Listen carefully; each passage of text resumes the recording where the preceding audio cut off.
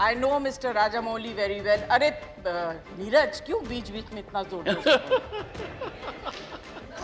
Only my request is that the ruling party should not take credit that we have directed, we have written the poem, or Modi ji has directed this film. Sir ये chronic disease होती जा रही है।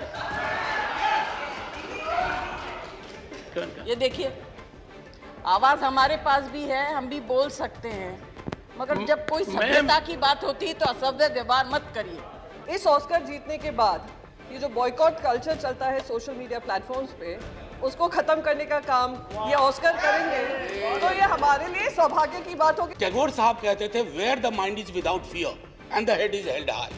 बंदिश मुक्त करना होगा art और कल्चर को, आजाद ख्याली को प्रमोट करना होगा, तब हमारे पास ऐसे सैकड़ों ऑस्कर आएंगे।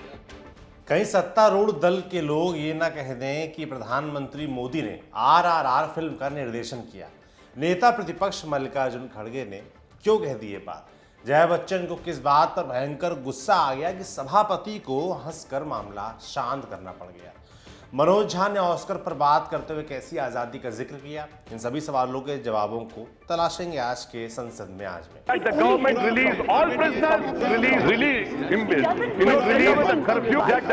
पहले दिन के जबरदस्त हंगामे के बाद दोनों सदनों में दूसरे दिन भी खूब हंगामा हुआ। पहले बात करते हैं लोकसभा की, जहां लोकसभा अध्यक्ष ओम बिरला के आने के साथ ही हंगामा बढ़ने लगा। महज 4 मिनट बाद ही लोकसभा की कार्यवाही को दोपहर 2 बजे तक के लिए स्थगित कर दिया गया।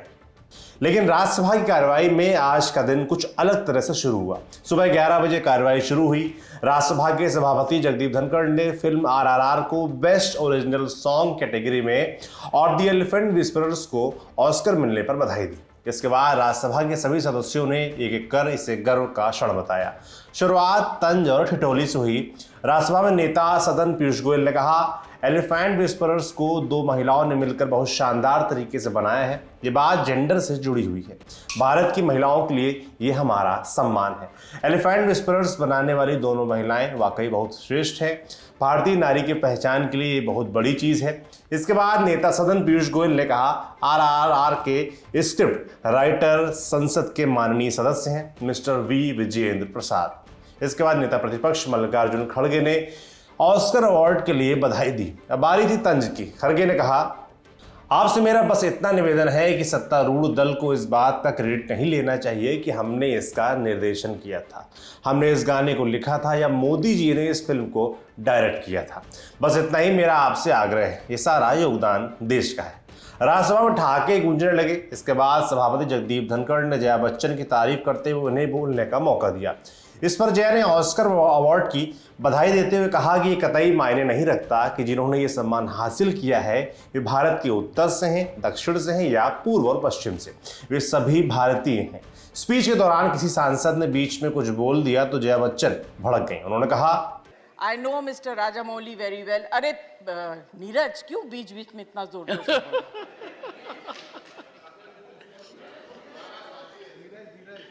जगदीप धनखड़ ने हंसकर इस मामले को शांत करने की कोशिश की। जया बच्चन ने फिर से बोलना शुरू किया, लेकिन कुछ ही देर में फिर से जया बच्चन उखड़ गईं। इस बार तेवर और ज्यादा आक्रामक थे। क्या हुआ सुनिए। सर ये chronic disease होती जा रही है। ये देखिए, आवाज हमारे पास भी है, हम भी बोल सकते हैं, मगर जब कोई सभ्यता की बात होती है तो असभ्य व्यवहार मत करिए। मैम आपकी आवाज नहीं है, आपकी बुलंद आवाज है। नहीं, वही मैं कह रही हूँ sir. You have the distinction to belong to a family that has a terrific DNA for creativity in film industry. Thank you for your kind words, sir. खैर एक एक कर सदस्यों ने बधाई दी। अब बारी आई शिवसेना की राज्यसभा सांसद प्रियंका चतुर्वेदी की। उन्होंने ऑस्कर अवार्ड का जिक्र करते हुए बायकॉट को लेकर बड़ी बात कह दी। एक चीज और मेंशन करना चाहूंगी, वहां पे एक और इतिहास रचा गया है कि एक इंडियन एक्ट्रेस, वहां पर उन्होंने नाटू नाटू को इंट्रोड्यूस किया था, वो भी ब्लैक पहनी हुई थी सर, दीपिका पादुकोण। तो उनको भी बधाई देना चाहूंगी। साथ ही साथ मैं एक और चीज कहना चाहूंगी, दीपिका पादुकोण से याद आया कि अगर हम अपना ये बॉयकॉट कल्चर है, इस ऑस्कर जीतने के बाद ये जो बॉयकॉट कल्चर चलता है सोशल मीडिया प्लेटफॉर्म्स पे, उसको खत्म करने का काम ये ऑस्कर करेंगे, तो ये हमारे लिए सौभाग्य की बात होगी। और sir, because I am wearing black, I yield this space to Mehbooba Majhi ji, who has been wanting to speak. Sir, इसके बाद बोले प्रोफेसर मनोज झा। गर्व के क्षण की बात करते हुए उन्होंने कह दिया कि आजाद ख्याली को प्रमोट करने की जरूरत है। मैं अपने दल की ओर से और अपने तमाम साथियों की ओर से आपकी भावनाओं के साथ और सदन की भावनाओं के साथ अपने को अपने दल की ओर से एसोसिएट करता हूं। सर, ये सचमुच गर्व का क्षण है, लेकिन गर्व के ऐसे क्षण आने के लिए आवश्यक है कि आप जिस राज्य से सर आए हैं, कई वर्ष रहे वहां, टैगोर साहब कहते थे, where the mind is without fear and the head is held high. बंदिश मुक्त करना होगा आर्ट और कल्चर को, आजाद ख्याली को प्रमोट करना होगा, तब हमारे पास ऐसे सैकड़ों ऑस्कर आएंगे। ऑस्कर अवार्ड्स पर शुभकामनाओं के बाद राज्यसभा के सभापति ने सदस्यों से दस्तावेजों को सदन के पटल पर रखने को कहा। संसद में शून्यकाल के जिक्र के साथ ही हंगामा शुरू हो गया। नेता सदन पीयूष गोयल ने फिर से बिना नाम लिए कहा कि भारत इस शर्मनाक घटना पर कैसे रिस्पॉन्ड करेगा। आगे पीयूष गोयल ने कहा, मैं विपक्षी दलों के सभी सदस्यों से आग्रह करता हूं कि भारतीय संसद को अपमानित करने के लिए एक वरिष्ठ सांसद ने विदेशी जमीन पर जो कहा है, जो बयान दिया है, उसकी निंदा करें। पीयूष गोयल के इस बयान के बीच हंगामा तेज होता गया। आम आदमी पार्टी के राज्यसभा सांसद संजय सिंह अन्य विपक्षी दलों के सदस्यों के साथ मिलकर प्रधानमंत्री मोदी और अडानी के खिलाफ नारेबाजी करने लगे। हंगामा बढ़ा तो राज्यसभा की कार्यवाही दोपहर 2 बजे तक के लिए स्थगित कर दिया गया। राज्यसभा की कार्यवाही दोपहर 2 बजे फिर शुरू हुई। सभापति अपनी सीट पर उठ खड़े हुए, दोनों पक्षों को समझाने की कोशिश की, लेकिन बात नहीं बनी। हंगामा बढ़ता गया। सभापति जगदीप धनखड़ ने श्रम और रोजगार मंत्री को बोलने की अनुमति दी। इस बीच विपक्षी दलों के सदस्यों ने फिर अडानी को लेकर नारेबाजी शुरू कर दी। नथिंग सर, संविधान के आर्टिकल 79 में शब्द पार्लियामेंट का उपयोग किया है सर, पार्लियामेंट में राज्यसभा और लोकसभा दोनों आती है। मेरा आपके सामने इस हाउस के 2 इंसिडेंट बताने का है।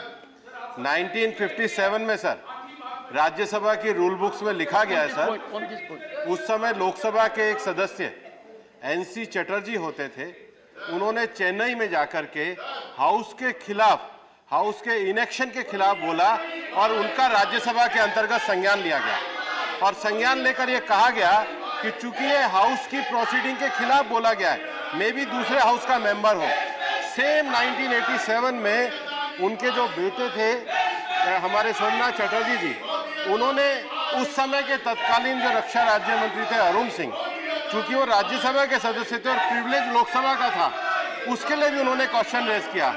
मेरा ये कहना है कि जो विषय राहुल गांधी जी ने कहा है वो लंदन में जाके पार्लियामेंट के लिए कहा है। पार्लियामेंट में दोनों हाउस आते हैं और इसलिए अगर कोई भी व्यक्ति जानबूझ करके पार्लियामेंट की प्रोसीडिंग को रोकने का, पार्लियामेंट की प्रोसीडिंग को अपमानित करने का, पार्लियामेंट की प्रोसीडिंग में कोई विदेशी शक्ति के हस्तक्षेप करने की बात अगर वो कहता है, तो निश्चित रूप से हमारे लीडर ने जो विषय उठाया, पीयूष जी ने एकदम सही उठाया है, वो अवमानना का विषय है और उनको देश से माफी मांगनी चाहिए।